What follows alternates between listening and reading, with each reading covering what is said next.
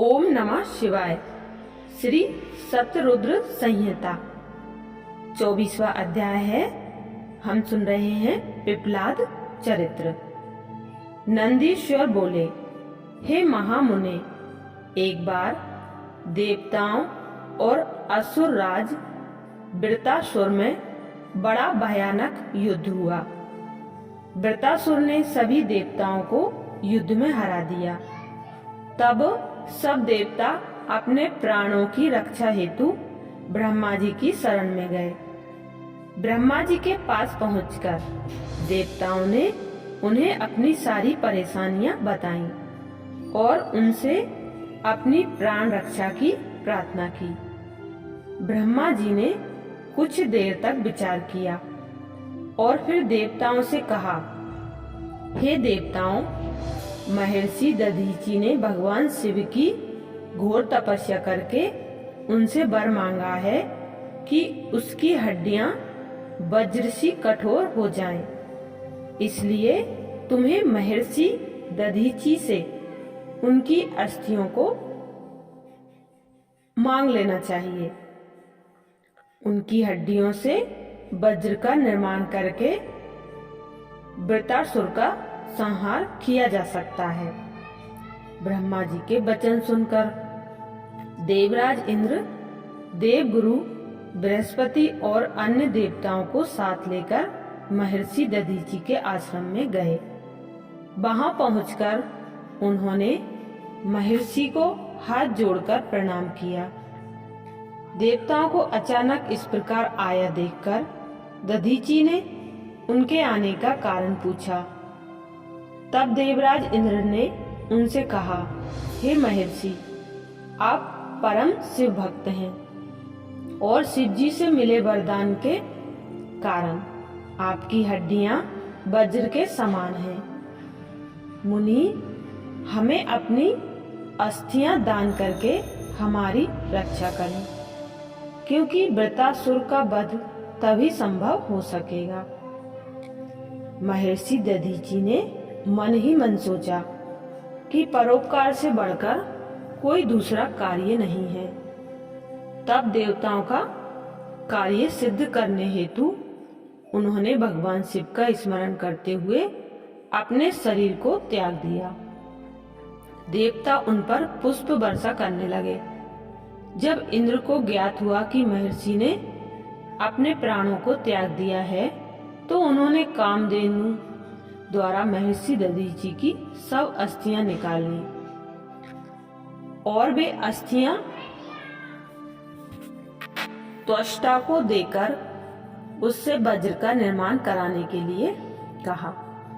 देवराज इंद्र की आज्ञा से त्वष्टा देवताओं के शिल्पी विश्वकर्मा के पास गए और उनसे अस्थियों का सुदृढ़ वज्र बनाने के लिए कहा। विश्वकर्मा ने दधीचि की अस्थियों से वज्र का निर्माण किया। इस प्रकार महर्षि दधीचि की अस्थियों से निर्मित वज्र को पाकर देवराज इंद्र बहुत प्रसन्न हुए और असुर राज वृत्तासुर का वध करने के लिए चल दिए। उन्होंने युद्ध भूमि में जाकर वृत्तासुर को ललकारा और अपने वज्र से उस पर कठोर प्रहार कर उसे किसी पर्वत की भांति खंड खंड कर डाला। वृत्तासुर के मरते ही देवताओं की प्रसन्नता की कोई सीमा न रही। वे उत्सव करने लगे। चारों ओर मंगल गान होने लगे तथा देवता इंद्र की स्तुति करने लगे।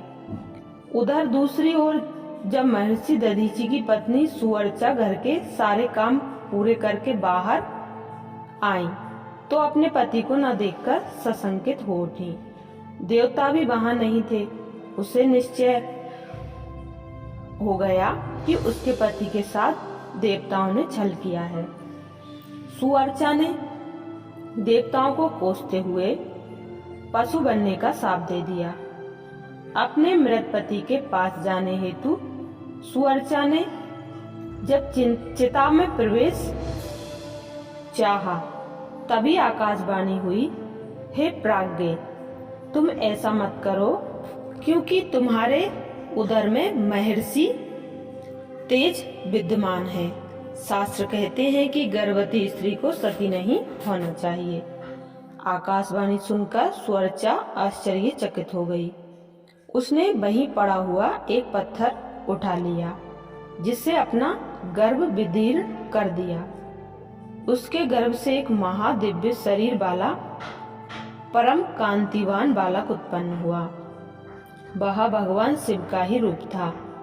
अपने पुत्र को पाकर देवी सुवर्चा बहुत प्रसन्न हुई, परंतु अगले ही पल उन्हें अपने पति का वियोग सताने लगा।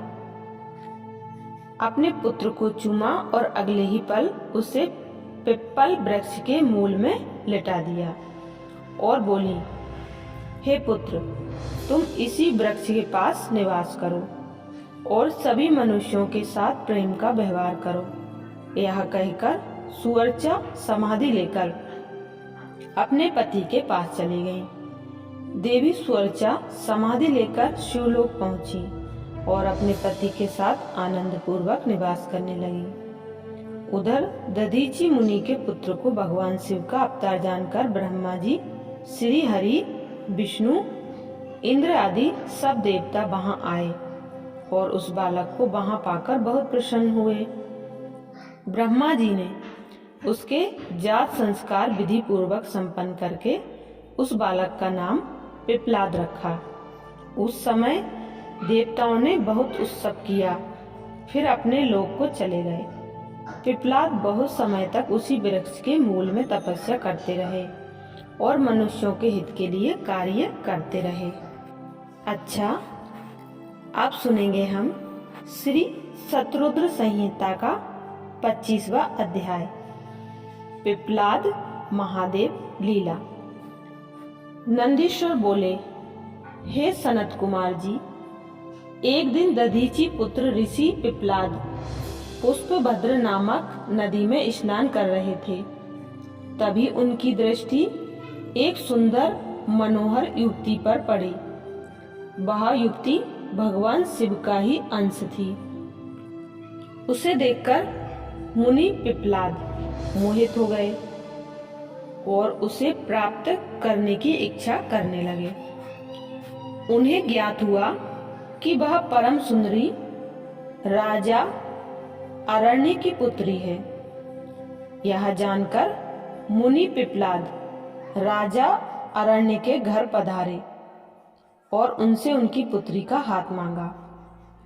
ऋषि की बातें सुनकर राजा सोच में डूब गए कि मैं अपनी प्रिय पुत्री, जो कि सदैव राजसी ठाट बाट से रही है, को कैसे एक योगी के साथ ब्याह दूं, जिसके ना कोई रहने का ठिकाना, ना खाने पीने का। इस प्रकार राजा अरण्य को सोच में डूबा देखकर ऋषि पिप्लाद को क्रोध आ गया और वे राजा से बोले, हे राजन, तुम मुझे अपनी कन्या खुशी से सौंप दो, अन्यथा मैं तुम्हें तुम्हारे राज्य सहित भस्म कर दूंगा। मुनि की बातें सुनकर राजा अरण्य भयभीत हो गए। उन्होंने अपने राज्य और प्रजा की रक्षा हेतु अपनी पुत्री पद्मा का विवाह सहर्ष मुनि पिप्लाद से कर दिया। प्रसन्न होकर मुनि पिप्लाद अपनी पत्नी को साथ लेकर आश्रम पहुंचे और आनंद पूर्वक वहां रहने लगे। ऋषि पत्नी पद्मा ने अपने पति की बहुत सेवा की। वह हमेशा मन, वचन और कर्म से अपने पति की सेवा शुश्रूषा में लगी रहती थी। उससे ऋषि को 10 महात्मा और तपस्वी पुत्रों की प्राप्ति हुई। मुनि पिप्लाद ने अनेक लीलाएं की। उन्होंने संसार में किसी से भी निवारण न होने वाली शनिश्चर की पीड़ा को हरने का प्रयत्न किया। ऋषि ने अपने अनुयायी शिष्यों को यह वरदान दिया कि जन्म से लेकर 16 वर्ष तक की आयु वाले शिव भक्त मनुष्यों को शनि की पीड़ा नहीं हो सकती। यदि शनि मेरे इस वचन के यदि शनि मेरे इस वचन को झुठलाने के लिए ऐसा करेगा तो भस्म हो जाएगा। इसलिए शनि का प्रकोप कभी भी 16 वर्ष की आयु से कम के मनुष्यों पर नहीं पड़ता है। तात मनुष्य रूप धारण करने वाले ऋषि पिपलाद का यह चरित्र मैंने तुम्हें सुनाया है। यह उत्तम चरित्र निर्दोष, स्वर्गप्रद, कुग्रह जनित दोषों का नाश करने वाला, मनोरथ पूर्ण करने वाला तथा शिव भक्ति में वृद्धि करने वाला है।